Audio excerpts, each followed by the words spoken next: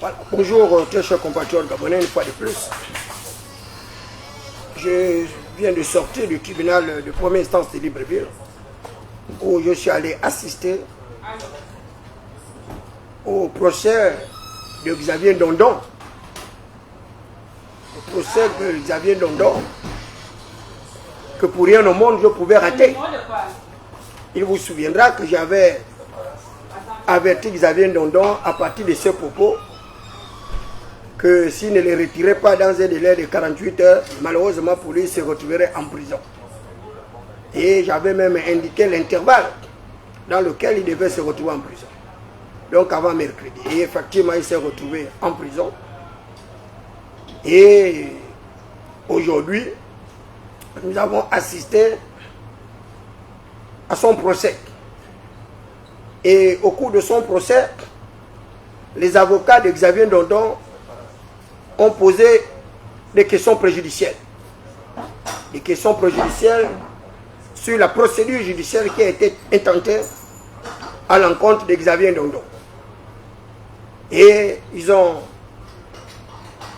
fait la démonstration que Xavier Ndondon a fait l'objet d'une procédure irrégulière, une procédure bancale et voire même expéditive. Et dans cette procédure-là, ce sont les OPJ, les officiers de police judiciaire, qui se sont substitués en procureur de la République, et c'est vraiment dommage.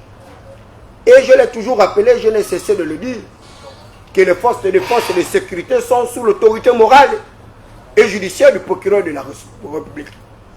Et la procédure est claire. Ils reçoivent les plaintes et les dénonciations et ils sont chargés de rechercher les auteurs qui auraient commis des actes délictueux ou des actes criminels. Malheureusement, les forces de défense et de sécurité se caractérisent aujourd'hui avec un certain zèle. Ils arrivent d'ailleurs même à engager eux-mêmes les procédures.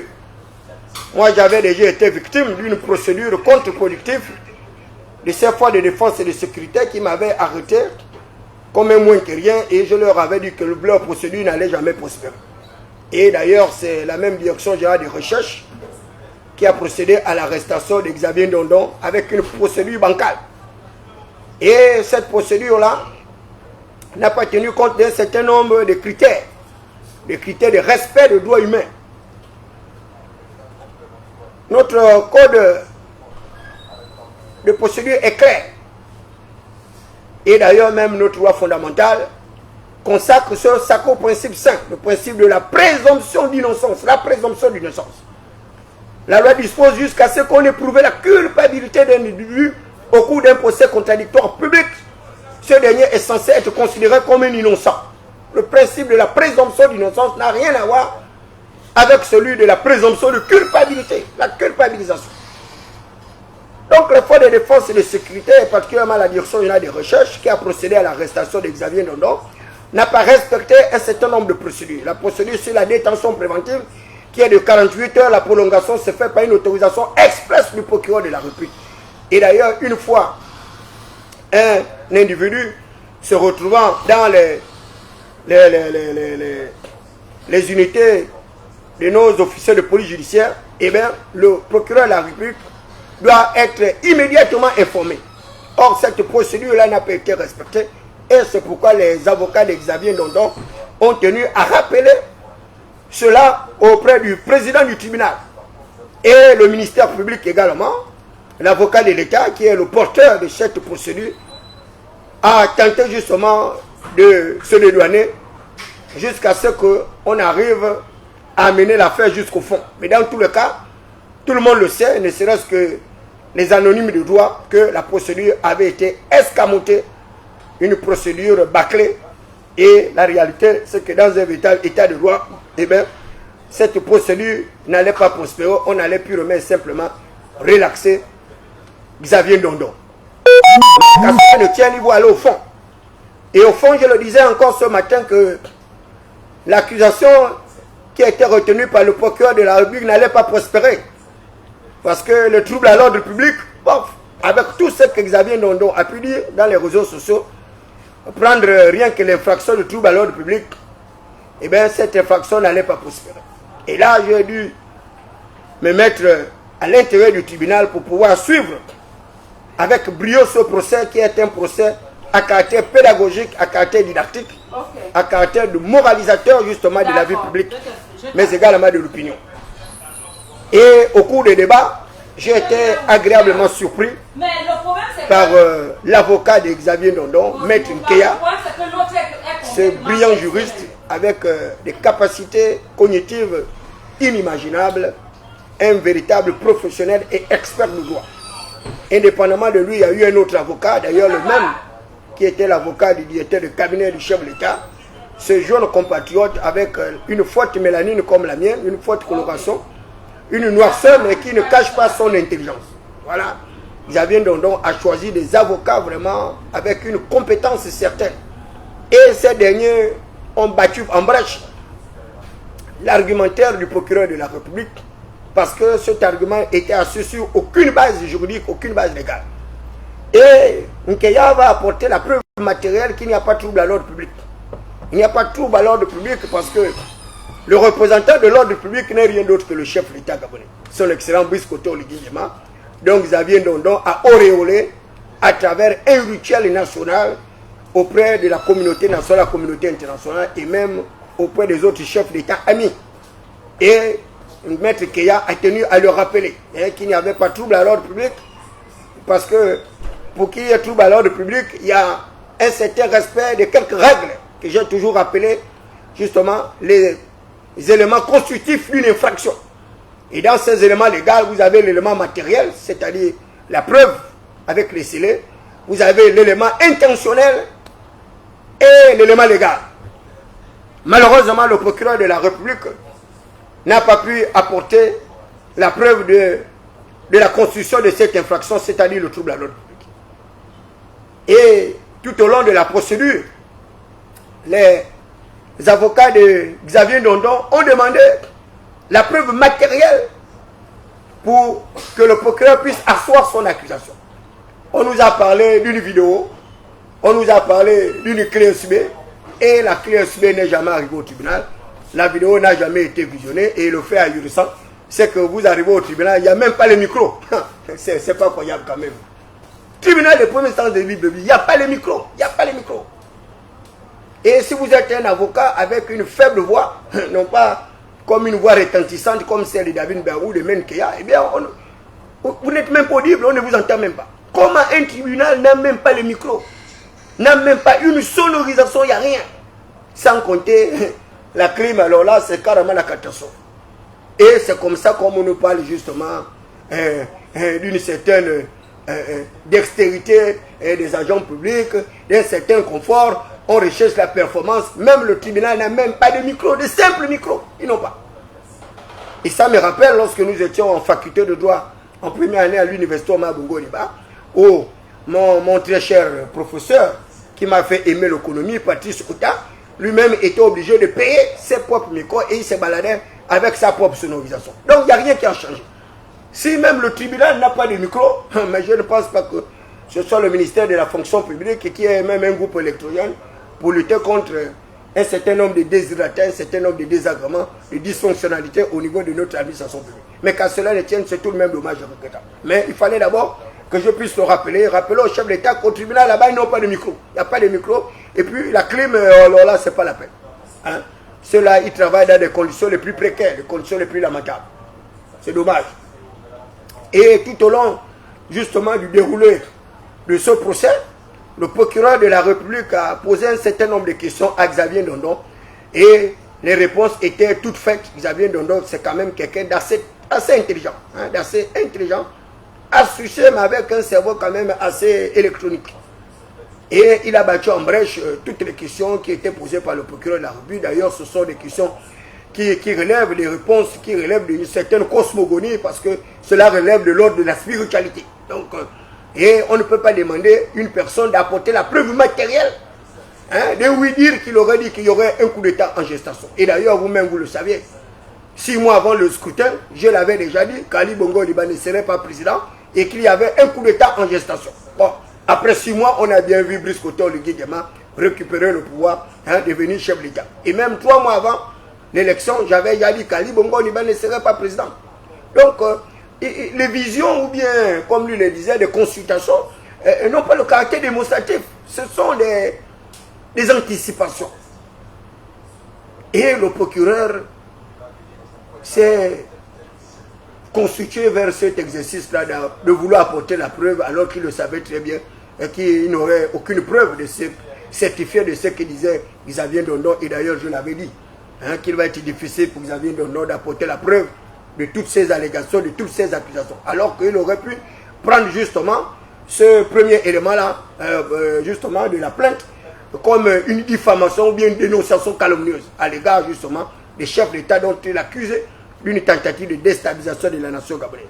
À cela, il pouvait également faire asseoir son accusation sur les menaces de mort et les intimidations. Mais malheureusement, il allait très vite en besogne avec une procédure bancale. Et à la fin de son réquisitoire, eh bien, il a requalifié même le trouble à l'ordre public. Donc le trouble à l'ordre public dont il avait fait asseoir son argument du départ jusqu'à la fin, et c'est à la conclusion qu'il arrive à se rebuffer et pour ne plus maintenir le trouble à l'ordre public, mais de requalifier le trouble à l'ordre public en diffusion, en propagande de fausses nouvelles. Et il a requis un emprisonnement de 6 mois. Et dans cet emprisonnement de 6 mois, vous conviendrez aisément avec moi que les avocats de Xavier Ndondon ont purement et simplement demandé la relaxe parce que l'infraction n'était pas constituée, c'est-à-dire l'infraction, le trouble à l'ordre public. Cette infraction a été balayée d'un revers de main par des arguments authentiques, des arguments matériels, des arguments certifiés par des véritables experts en droit objectif. 3 sources, la loi, la coutume et la jurisprudence. Et c'est en cela que c'est intéressant d'avoir des avocats qui sont cultivés, des avocats qui ont des véritables papiers, une base solide en droit.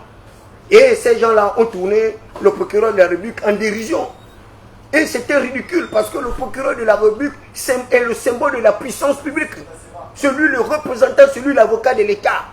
Et il n'a pas seulement un rôle punitif, mais il a également un rôle moralisateur, un rôle didactique, un rôle pédagogique.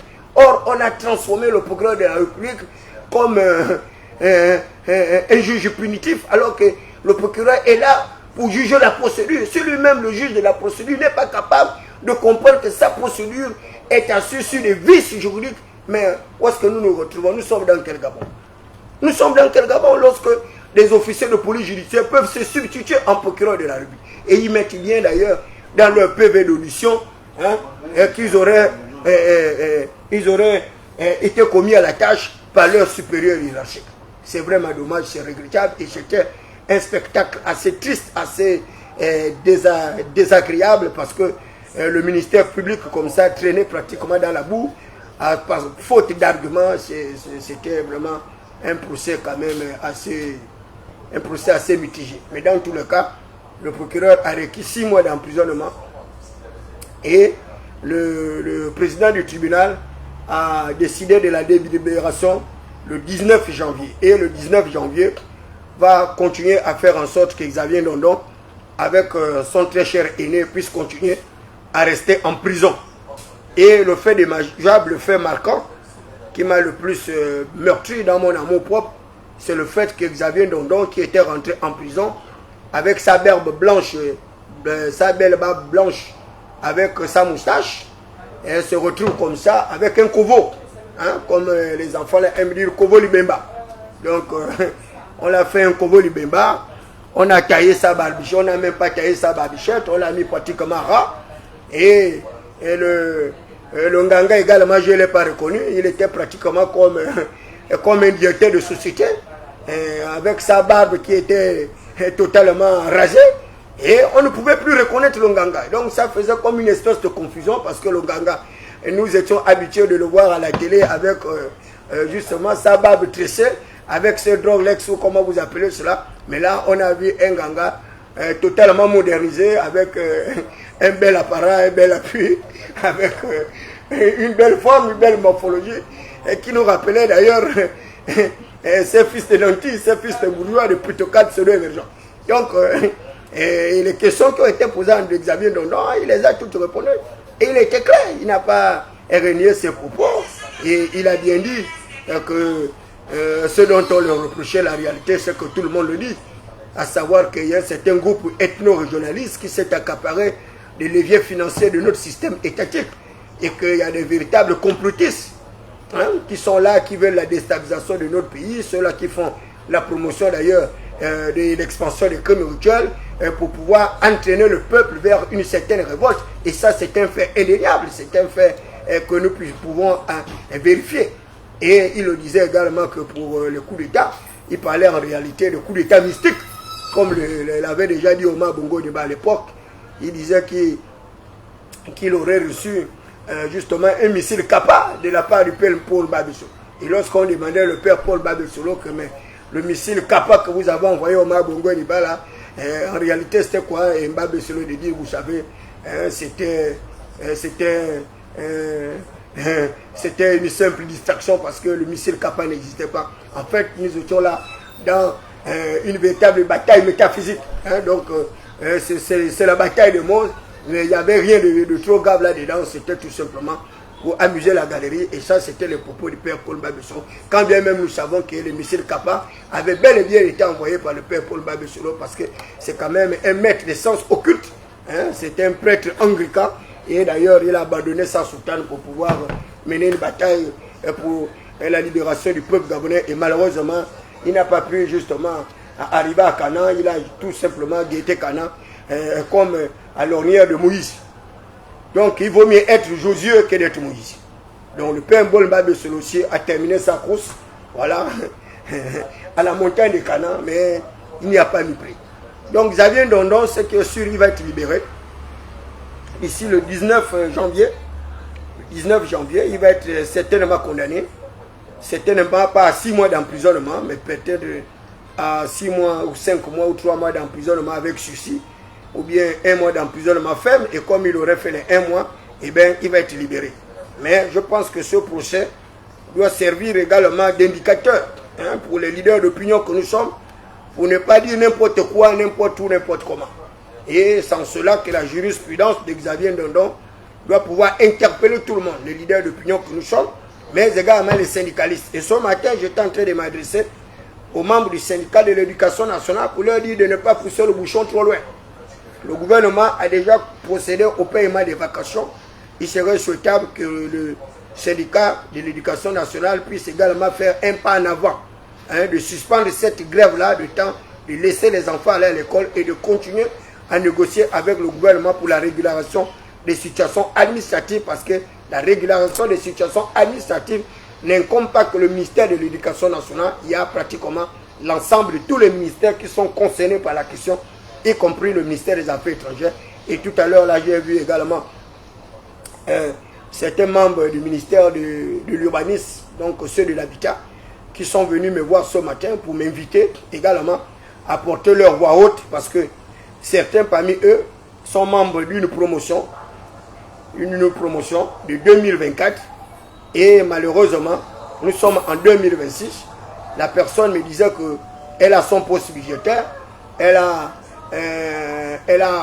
son arrêté, je crois, de recrutement, et ces gens-là ne sont pas mis sur solde et n'ont même pas d'affectation.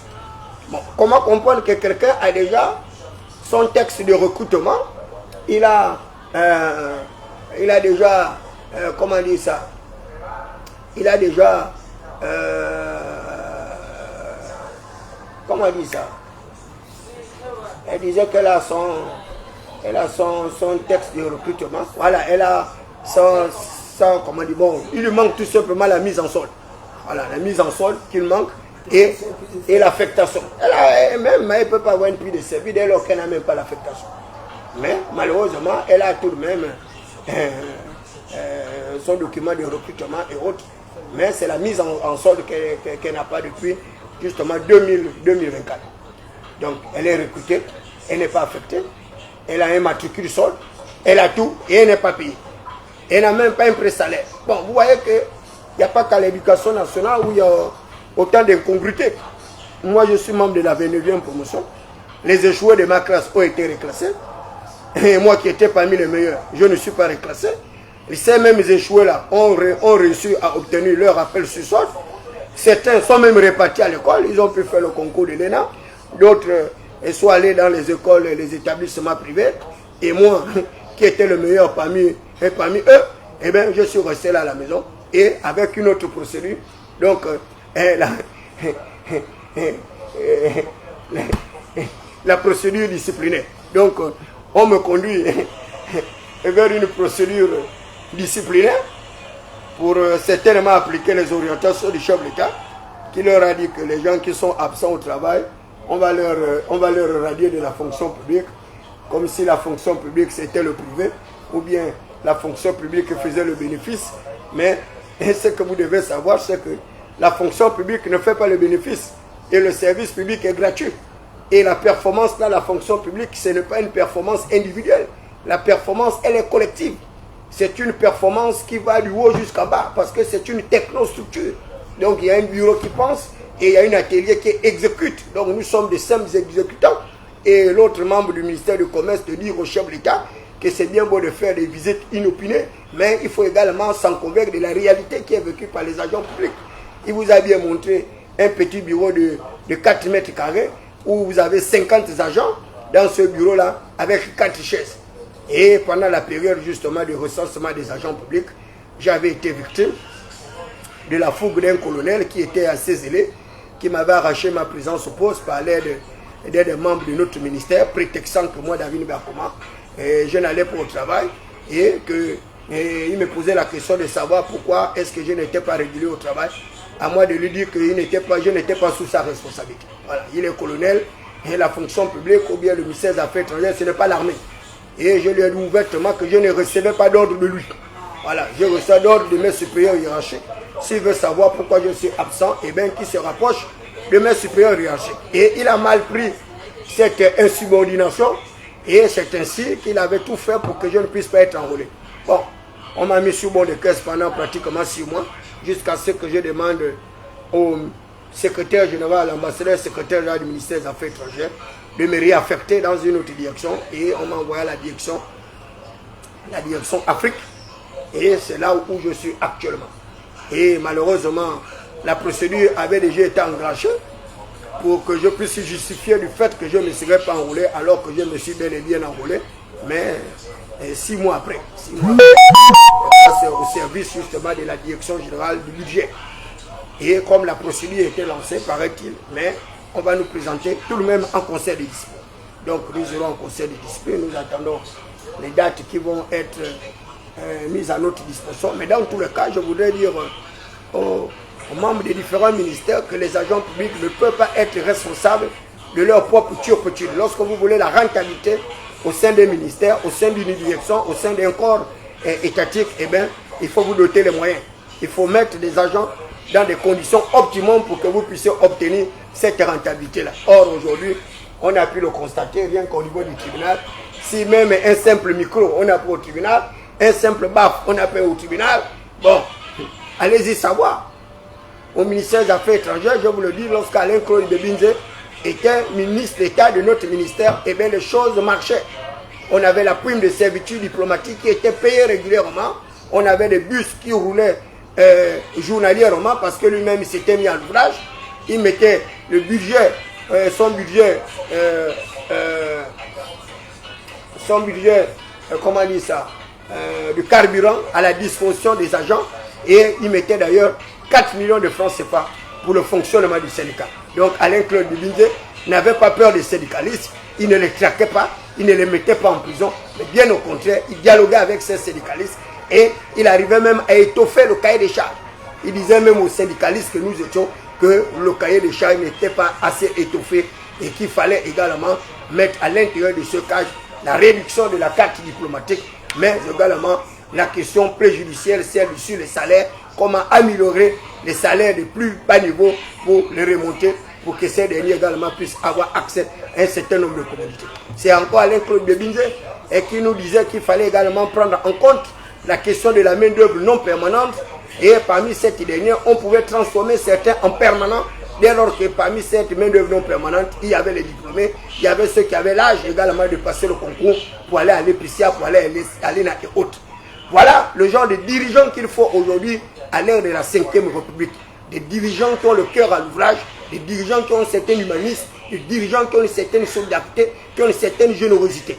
Et non pas des membres d'un gouvernement arrogant, revanchard et vindicatif qui veulent à tout prix justement jeter la responsabilité de leur échec, la responsabilité de leur incapacité notoire de pouvoir relancer la croissance économique par des politiques budgétaires, par des politiques fiscales, par des politiques monétaires. Et ils veulent faire croire que ce sont les agents publics qui sont à l'origine de toute cette désarticulation et détérioration étatique, alors que je leur avais averti depuis le départ que c'est la question des papiers. Issa Ngoubi, les papiers, les papiers. Issa Ngoubi, les papiers. C'est ça la véritable problématique. Vous avez des gens qui ont des doctorats, mais en réalité, il n'y a rien. C'est des doctorats vides. Ils les ont obtenus de manière contrefaite dans les universités prestigieuses de Faubourg de Paris, d'Oxford, de Cambridge et autres. Et je les ai mis à défi. Je les ai mis à défi. Mais il n'y a rien. Il n'y a personne qui a relevé le défi. Que ce soit le chargé de mission du président, que ce soit le conseil du président, que ce soit les membres du gouvernement. Aucun n'a accepté de débattre sur la question des enjeux de développement avec David. Je devais les démystifier. Je devais leur apporter la preuve matérielle et certifiée qu'ils ne sont pas plus intelligents que moi. Encore moins plus instruits que moi. Donc vous les voyez avec le faux doctorat. Oh, il est docteur en droit et n'importe quoi. Docteur en droit numérique, oui. Mais vous pensez que même si vous êtes un docteur en droit numérique, vous pouvez comme ça vous exercer sur un prétoire comme on vient de voir Maître Keya, avec une plaidoirie sans papier, sans document, avec des arguments tirés justement du droit comparé. Il n'y a rien, il n'y a pas les papiers. Et voilà, là on tourne un procureur, tout un procureur de la République, tourne en dérision. Un procureur de la République, le représentant de l'État, de toute la nation, l'État avec toute la plénitude de sa puissance étatique. Et un procureur humilié comme ça. Alors qu'il n'y a pas longtemps, vous avez vu l'autre procureur, le criminologue, Minan Okwala, vous avez bien vu la rhétorique de ce brillant homme de loi. Rien que par même sa manière de s'asseoir sur sa chaise. Et lorsqu'il prenait la parole, eh bien, il faisait trembler tout le monde. Et il sortait vraiment un langage sorti d'une autre planète, avec un langage juridique soutenu. Pas les trucs que j'ai vus aujourd'hui là, non, c'était, je suis désolé, je suis navré, c'était trop léger. Ce que j'ai vu aujourd'hui au tribunal était pratiquement déconcertant. Vraiment, je voudrais rendre un hommage particulièrement appuyé à Maître Keya, qui nous a encore apporté la démonstration qu'il y a encore des hommes et qui ont la connaissance, et des hommes qui ont la maîtrise justement des procédures judiciaires. Et Maître Keya aujourd'hui nous a apporté la preuve qu'il a fait de bonnes études.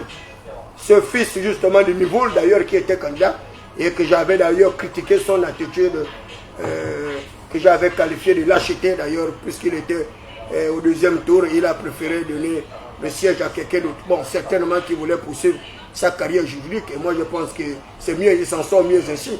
Il arrive à être un instructeur, un pédagogue, celui-là qui va transmettre un certain nombre de canaux de droit, un certain nombre de droits. Donc vous qui arrivez à porter plainte aux gens n'importe comment, sachez-le que le tribunal a changé. Donc vous qui envoyez les gens de la DG rattraper les gens, vous faites des petits découpages de vidéos, machin, mais la procédure Xavier Ndondo était compliquée. Parce que même lorsque vous découpez une vidéo, pour prendre, retenir seulement ce que vous voulez bien retenir pour accuser quelqu'un, mais la nature même de cette vidéo-là que vous avez coupée, par-ci, par-là, mais au tribunal, c'est une preuve qu'on ne peut même pas prendre en compte. C'est une preuve qu'on ne peut pas prendre en compte. Lorsque vous voulez porter plainte à quelqu'un, mais laissez complètement toute la vidéo. Laissez toute la vidéo, mais vous coupez les petites parties. Ils prennent les parties où j'avais dit que le chef d'État ne va pas s'en sortir, donc on prend la petite partie là. Le chef d'État ne va pas s'en sortir et on va prendre quelques agents véreux de la PJ ou bien de la direction de recherche ou du de autres et on a vite fait d'attraper David Bako. Et ces gens-là sont contents de gaspiller les vies des gens. Voilà, ils avaient le nom. On lui coupe sa belle barbe, on lui coupe ses cheveux. Le pauvre Nganga, on l'a mis un kojak. Mais c'est quand même incroyable.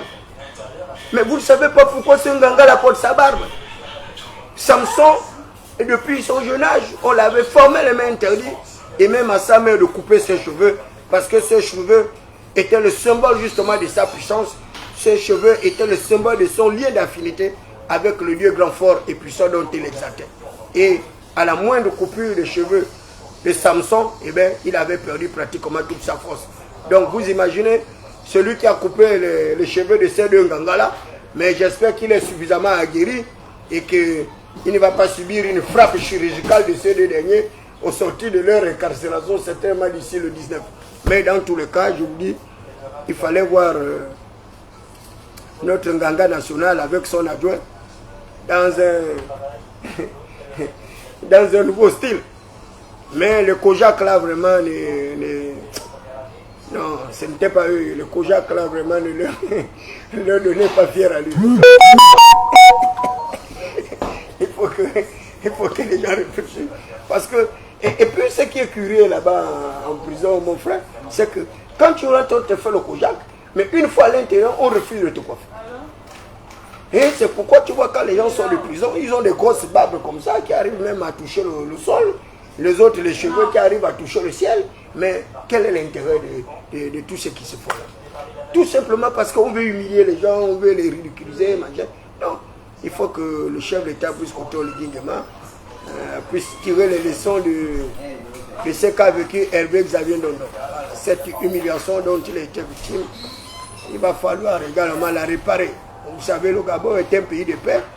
Et même moi qui ai pu condamner Xavier Ndondon, parce que ce qui lui arrive là, j'avais également tout prédit. Après sa sortie, j'ai prédit son arrestation. Bon, j'ai prédit également sa libération, mais là, j'ai prédit également sa restauration. Donc, le chef de l'État, il est le garant des institutions. C'est le père de la nation. Xavier Ndondon, je pense qu'il a eu une correction. Il va rester jusqu'au 19 janvier, donc 1 mois de prison.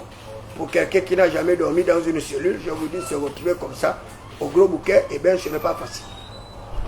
Il est de même pour un autre compatriote qui a été abandonné là-bas en prison, c'est-à-dire Loonze Yege, qui était candidat à l'élection législative comme moi, du côté de la commune Ntoum, où les organisateurs de cette élection avaient fait disparaître ses bulletins de vote.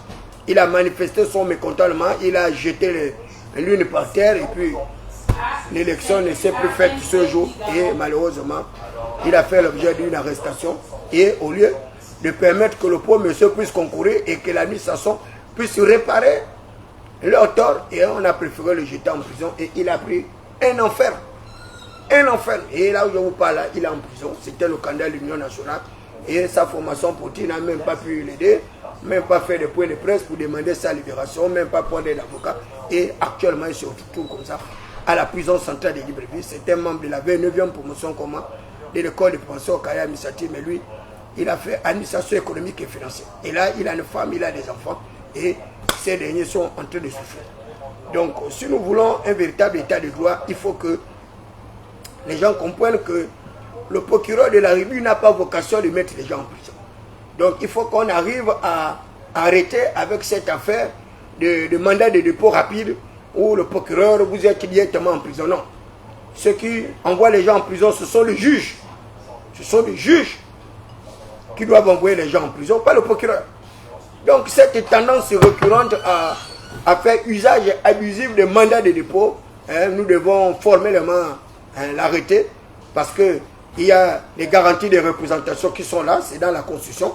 Et d'ailleurs même les avocats d'Xavier Ndondon ont parlé de ces garanties de représentation pour pouvoir demander une liberté provisoire. Il y a également les juges d'instruction. Lorsque le procureur de la République se saisit d'un dossier comme ça et que le dossier doit être transmis auprès d'un juge d'instruction pour qu'on puisse rechercher les véritables preuves pour asseoir une accusation. Mais lorsque vous sautez toute la procédure, le juge d'instruction n'est même pas au courant de la procédure, il n'a même pas pris connaissance de la procédure et pouf, on arrive directement devant un juge. Bon, c'est une procédure bancale et vraiment c'est triste, c'est dommage, c'est regrettable pour un État comme celui-là que nous voulons, dans une 5e République que j'ai toujours qualifiée de virtuelle. Si c'est ça là le droit, si c'est comme ça qu'on vous appréhendez les mystères de l'État de droit, eh bien, vous êtes mal barré. Vous êtes très mal barré et vous êtes loin du compte. Donc, je sors là du tribunal Et il y a un jeune compatriote qui m'a mené dans ce bel espace pour prendre des rafraîchissements. Et partout, au sortir du tribunal, j'ai eu pratiquement plus de 20 personnes qui sont venues me congratuler. Il y a d'ailleurs une personne qui m'a donné une somme de 8000 francs avec Bomengom pour prendre des rafraîchissements. Le fait qui m'a le plus ahuri, qui m'a le plus touché, c'est une maman de pratiquement 70 ans qui est venue vers moi, qui me dit: David Beakoma, j'apprécie ce que tu fais. Merci pour toutes les batailles que tu mènes pour les populations, mais également pour la dignité du chef d'État. Mais je ne parle pas aussi mieux français que toi. À moi de dire à la maman de 70 ans, je dis: non maman, vous savez, vous parlez mieux français que moi. C'est dès lors que nous arrivons à nous comprendre. Elle me dit: non, mais toi tu as ta rhétorique qui n'a rien à voir avec celle d'autres compatriotes. Et à moi de lui dire: oui maman, effectivement, c'est le produit de 10 millions de livres. Donc je suis un autodidacte. C'est pourquoi voilà, nous on se bat à rechercher les papiers pour battre ceux-là qui ont les papiers, qui ont le doctorat numérique. Oh, docteur à droite. Oh, monsieur Séraphin Mdungo, docteur à droite. Non, mais c'est pas croyable. Alexandre Baron-Chamblay, docteur agrégé en économie. Oh là là là là. Oh non, c'est pas possible. Oh non, non. Oh, il paraît que même, mais quand même, également professeur. Comme Wilfried Okumba Kamitatou, lui encore, il est bien. Lui, il a dit clairement qu'il s'est attribué le titre de docteur, professeur d'université, qu'il a pris son diplôme à Château Rouge comme les autres, à 10 000 euros. Ah non, mais c'est pas croyable. C'est pas croyable, les amis. Donc, je suis toujours ouvert. Hein, il faut dire au collaborateur du chef d'État que David Beakoma attend le premier qui va relever le défi avec la thématique, mais on ne prépare pas les questions. Voilà. Et le journaliste, et nous-mêmes, et l'interlocuteur, vous donnez le thème, on débat le thème sans que le journaliste ait des questions tout arrangées, parce que les journalistes également gabonais n'ont pas les papiers. Hein? Ils sont nombreux qui n'ont pas les papiers avec les niveaux de 5e, de 4e, d'autres de 3e. D'autres vont là dans des fausses écoles au Burkina Faso, au Cameroun, là, et faire des faux métiers de journaliste alors que c'est faux. Il n'y a pas. Parce que si tu es journaliste, à une chaîne de télévision comme comment on appelle la chaîne 1, on appelle ça comment? Gabon Télévision. Gabon Télévision, avec un budget de 60 millions par an. Vous pensez qu'un budget de 60 millions par an, on peut former des journalistes? Ça, c'est des chaînes de télé qu'on doit fermer. Il n'y a rien là-bas. Il n'y a pas, ils n'ont pas les papiers, il n'y a rien là-bas. Ah, mais ils sont à la présidence quand même. Non, la présidence, ça c'est Gabon 24, c'est pas chaîne 1. Gabon 24, c'est un autre niveau. Quand bien même là-bas aussi, il y a quelques brebis égarés qui ont pu faufiler par les mailles du filet, mais à Gabon 24, il y a quand même assez d'experts, il y a des professionnels là-bas. Il y a des professionnels là-bas. Mais dans tous les cas, il n'y a rien. C'est un pays où les gens n'ont pas les papiers. Et ceux qui n'ont pas les papiers, ben, c'est eux qui vivent la belle vie, c'est eux qui ont droit au bon vin, c'est eux qui ont droit au beau costume, c'est eux qui ont droit à la belle vie. Et lorsque vous vous rappelez au chef d'État qui doit être un patriote, qui doit être un nationaliste, qui doit être un communautariste, eh bien on vous dit que vous manquez de respect au chef d'État alors que c'est la miati.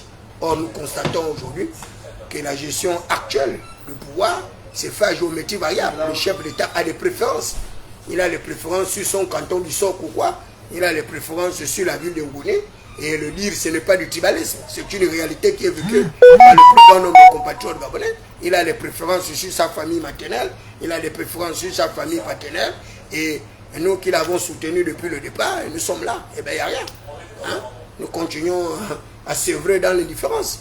Avec les quartiers qui n'ont pas d'accès à l'eau potable, qui n'ont pas l'accès à l'éducation, qui n'ont pas l'accès à l'énergie, eh bien, c'est la même catastrophe. Alors que, bon, lui, ses enfants apprennent dans les établissements privés. D'ailleurs, il a son établissement et qui vient d'être ouvert par son épouse, Anouchka Oligingema. Donc, les enfants d'Oligingema n'apprennent pas dans les établissements publics. Et ils ont tout aux frais des contribuables. Ils apprennent dans les établissements les plus hyper. Et demain, c'est la même reproduction sociale. Et pendant ce temps, nos frères et sœurs, ils privilégient la grève, ils font tout pour créer encore des retards, des dysfonctionnalités. Et vous voulez que nos enfants puissent aller loin. Ils vont aller loin comment? Ils ne peuvent pas aller loin dans ces conditions. Or, nous devons tout faire pour renverser la tendance.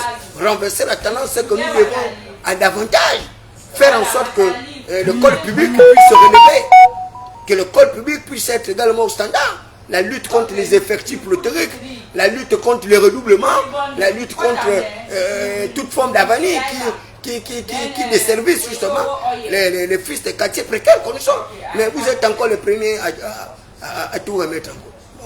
Vous faites le jusqu'au boutiste avec une grève sauvage. Une grève qui, en réalité, n'a l'intérêt que l'intérêt de déstabiliser. Mais qu'est-ce que vous allez gagner? Vous pensez qu'un enfant de ministre apprend dans un établissement public? Vous pensez que les enfants de Laurence, non, ils apprennent dans les établissements publics? Ou bien ma soeur Caméléon Toutoum, ou bien Meimoussé et autres. Les enfants apprennent dans le lycée privé, le lycée français et autres. Ils ont de l'argent pour ça. L'État même paye l'école de leurs enfants. Donc nos enfants sont dans les établissements publics, au lieu de les aider à éclore leur journée. Vous bloquez l'école, j'ai gestionné, tout est fermé. Tout est fermé, tout est bancal. Il n'y a même pas l'odeur d'un seul enfant dans un établissement. Pire encore, les enseignants, tous, ils ont levé leur corps. Voilà. Ils font du chantage au gouvernement, mais en oubliant qu'ils font du chantage eux-mêmes. Ils font du chantage eux-mêmes. Et vous êtes au bord de la retraite. Votre enfant n'a pas été formé, votre enfant n'a pas le diplôme parce que vous avez passé votre temps à faire la grève. Et vous pensez que cet enfant-là aura accès à quel levier de commande? Il aura accès à quel levier de commande? Vous étiez professeur.